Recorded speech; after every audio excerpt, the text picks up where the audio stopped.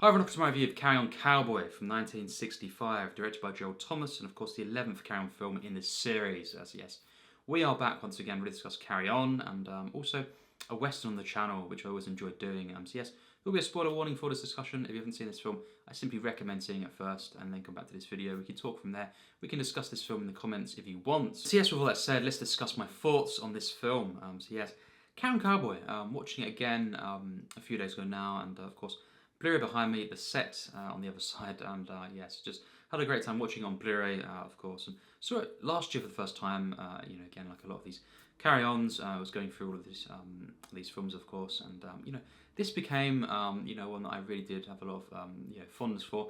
I think me being such a big fan of westerns, I do appreciate as well western parodies, comedies, of course, and just seeing I think a lot of the cast in very different roles, playing very, very different characters, different accents, of course, as well. It just was a very nice thing to see, and seeing it again, yeah, this is a one that I really do enjoy. I think it's, again, one of the better Carry On films. This is, in that period, you could say the golden period of the Carry Ons. Just before this, we had Cleo, and, before that was Spying, so that was the one, Spying, where this was some streak, I feel, and of course, next after this was Screaming, so really, I think one of the best periods of Carry On, really, I've said before, until, all the way through the late 60s, from the kind of mid-60s, is my personal pick for the best overall, Carry On, kind of period. So in this film, we do have, as I say, a lot of the cast members playing different characters. With Rumpo Kid, aka Johnny Finger, played by Sid James, in a very, very unique role for him. I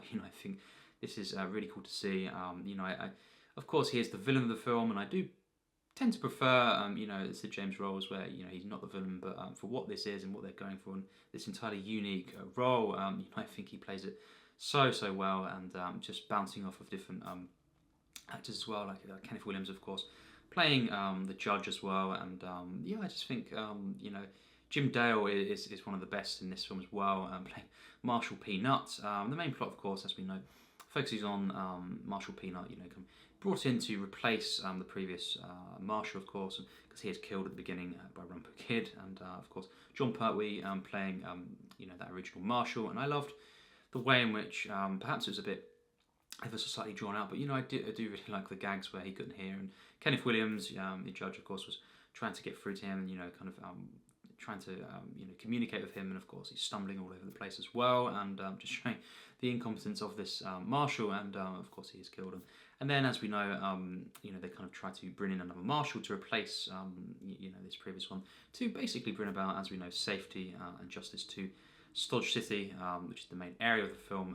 And I love the set. I love all the sets in this film, the costumes, and just the general feel of this area, this location. I really did. And obviously, it wasn't filmed in America, but it really is a very nice looking film, and I think just the sets, the attention to detail, and I think just the atmosphere through the locations and the way it's done is really something else. It's one of the best aspects of this film, and I just think seeing the way in which we have Jim Dale playing Marshall Peanut.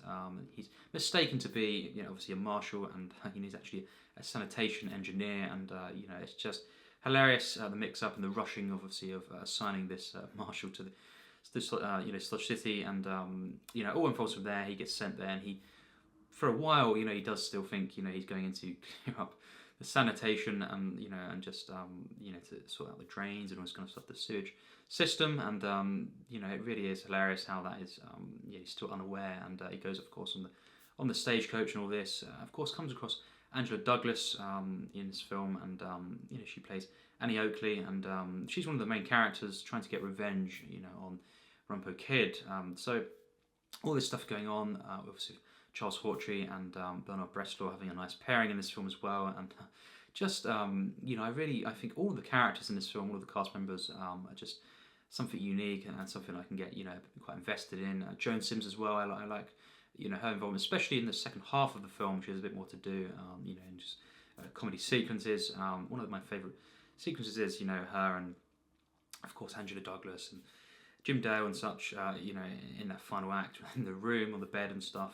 Really hilarious, kind of the dialogue there, and just the slapstick, I really enjoyed that. And that was one of my favourite sequences. You know, one of the funniest. I think Jim Dale throughout, you know, is just hilarious as the bumbling kind of innocent, of course, character of Marshall Peanuts, and just you know, the whole fact that it does obviously escalate to a point where he does become aware that he's you know, he's got to be the marshal, appear to be, of course, to, as we know, Rumpo Kid, and you know, I think just the way in which the dramatic irony is used throughout the film is really effective, and just, you know, you get behind this kind of naive, innocent character, and someone who you don't want to, you know, to come into any harm, and you know, he tries to, you know, kind of go against Rumpo Kid and his gang, even though, of course, you know, how could he do this? But you know, that final act, you know, using the drains there, you know, I thought that was genius.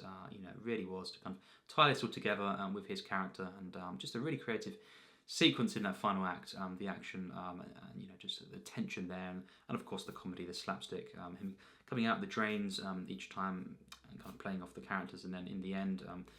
You know, that kind of you know, bizarre ending though, when Rumpo Kid gets on the horse, goes off with of course Joan Simpson's character, and you know, with Belle, and yeah, that's the ending there. You know, that is quite a strange outcome, but I do really enjoy most of the outcomes of, you know, the characters. You know, I think Jim Dale and Angela Douglas, this kind of chemistry here was great. Obviously, this is the first you know, kind of appearance of Angela Douglas, first of 4 appearances in the Carry On films, and she would be in Carry On Screaming as well, you know, with Jim Dale in that sense. So, you know, I really enjoy that, and I think this is probably, in many ways, you know, her best role. You know, just what the character's kind of given, a lot of complexity, quite a layered character.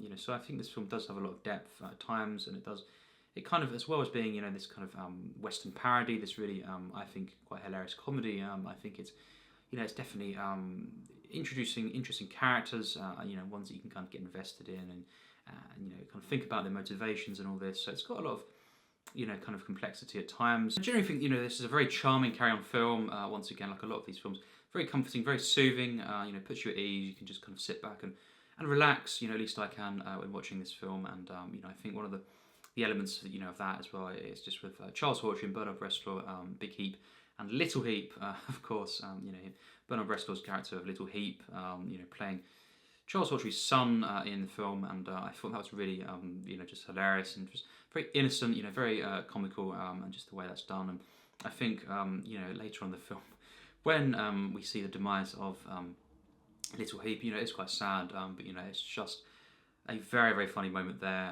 when, you know, he goes in with the dynamite, and you know, that was just hilarious. Wow, and just Charles Hawtrey in this film, I really enjoyed his character, and these two have really nice chemistry. There's a lot of pairings in this film, I think, that really work as well. You know, Peter Butterworth, his involvement in the film, you know, as Doc, of course, you know, it's really nice. You know, I think one of the things, one of the slight issues I have really with the film, one of the only main things that kind of is, you know, is a kind of a flaw for me, would be just the fact that this film is a little bit drawn out, you know, in a few sequences. You know, I think it's really well set up.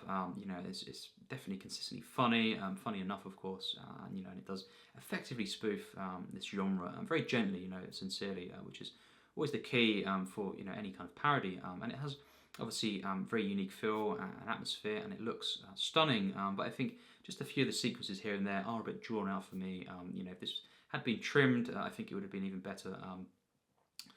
It's just a few sequences here and there. The action scenes in particular, especially, of course, you know, when the stagecoach is kind of ambushed early on with Jim Dale and Angela Douglas, you know, and of course Charles Hawtrey is involved at one point as well, and all this, and it's quite chaotic. You know, it is quite funny with the slapstick there, but for me it just goes on a bit too long, and a couple of other sequences, you know, moments in the film that are a bit, you know, a bit drawn out for me.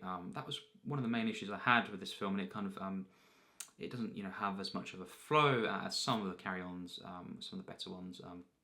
Although I do count this as one of the better carry-ons personally. You know, I just think it has, in comparison, there's just a slight, you know, a feeling of, you know, things could have been trimmed down and cut, you know, and it would have flowed better, and it would have been, you know, even more enjoyable. But for me, it just kind of hinders the film in a couple of mainly the action sequences, and here and there, you know, some of the gags aren't, you know, they aren't hilarious, but mostly this film, you know, is very, very funny. All of the gags really land, you know, in some way, and I think just it's a very effective, you know, kind of playing on the genre. You know, all the names, of course, and the different characters these cast members are playing so well as well. This is a different Carry On film, and I think for what they were doing, it's very effective. Kenneth Williams in this film, is hilarious. I just love, this character, and the judge, of course, and his involvement with different characters, and just the way he kind of plays this very kind of sneaky character at times. Just also very innocent. I think in the way it's done, and just him and Jim Dale together. It's really nice to see this kind of chemistry, and I think again, one of the kind of standouts, on her own is obviously Angela Douglas, and then the way in which she interacts with Jim Dale, especially later on in the film, I really enjoyed, and how she saves him, and it all kind of unfolds from there. Their kind of pairing, and really it's just a very effective parody of the genre, and also being a very enjoyable carry-on film. I think the way it kind of ends is, I have mixed feelings on at times, but it is very creative in the action there, with the kind of the drains, of course, and Jim Dale coming out, and just, of course, Rumpo Kid going off. That's a bit bizarre in the way it's done, but I think just the way in which he triumphed, at the end, kind of brought about justice and peace to Stodge City. I thought was really just very warm in the way it was done, and really effective overall, in that final act. So yes, my final rating for this film is a 72%. So yes, that's a high score from me, very much so. I really enjoy this film. Personally, I think it's just a very effective at times, kind of parody of the Western genre, and just to see these cast members playing very unique at times roles, and very different to what they were usually playing, particularly Sid James, of course, as Rumpo Kid. That was a very different role for him, villain. He played it very well, and just all of the cast really. Kenneth Williams, he is quite different in this film, but also that similar Kenneth Williams feel, and he was hilarious. Jim Dale, standout as Marshall Peanut. Joan Sims, Bernard Bresslaw, hilarious, of course, in this film, and Charles Hawtrey. That pairing there, Peter Butterworth, as always, hilarious in this film. It's just to see all these cast members playing these different roles, and of course Angela Douglas as well in her first Karen film as Annie Oakley was a very interesting character, and I really enjoyed her arc in the film. Set out for revenge, and it doesn't quite come about in the way it was meant to. But I like to wrap up with different characters, their arcs, and the pairings as well. It's just overall a very charming film, and has a lot going for it. Visually, it's mostly really something else, and the sets, the music as well. I thought was very good. I loved the Carry On theme, of this Carry On Cowboy, of course, and just the way it's used in the film, and the opening credits, and all this, and just for the most part, as I say, it could have been trimmed. The flow is slightly off at times, I think, in this film, but for the most part, it is quite consistent, and it doesn't have a final act again that goes off the rails. I think it's a very funny final act. Hilarious moments with Jim Dale, and then that final showdown, you could say, at high noon, of course, with the drains, and such. I thought that was really quite hilarious, and a very creative sequence. So this is a very unique film in the Carry On series. Very creative. Just once again, though, a charming, enjoyable film. That is quite hilarious at times, and consistently very funny. And just a very charming film, very soothing once again, seeing all these characters, these cast members, of course, and Kenneth Williams, Jim Dale, and Sid James, and such there, standouts once again in this film, and just the entire cast really. And it's a film, as I say, it has some issues, some things that could have gone even further, perhaps, with the kind of picking apart the genre. But I liked it as well. It kind of stayed focused, just in what it's trying to be as a carry-on film, first and foremost. And I just really enjoyed this film. So that's my thoughts on this film. What do you think? It'd be really great to hear, on this one. This being a Western, it's always great to talk about Westerns, and also, as always, carry-on films. So next up will be Up the Jungle, in terms of carry-on. So look out for that if you're interested, and we'll be watching that today, and just look forward to seeing that one again, of course, and look forward to eventually talking about that one. So that'll be next in the next week, of course, on the channel. And for now, let's discuss Carry On Cowboy in the comments. It'd be really great to hear your thoughts on this, and we can discuss how it compares to different carry-on films, and what your experiences with this one. So it'd be really great, as always, to hear in the comments. So yes, as always, take care, and thanks for watching.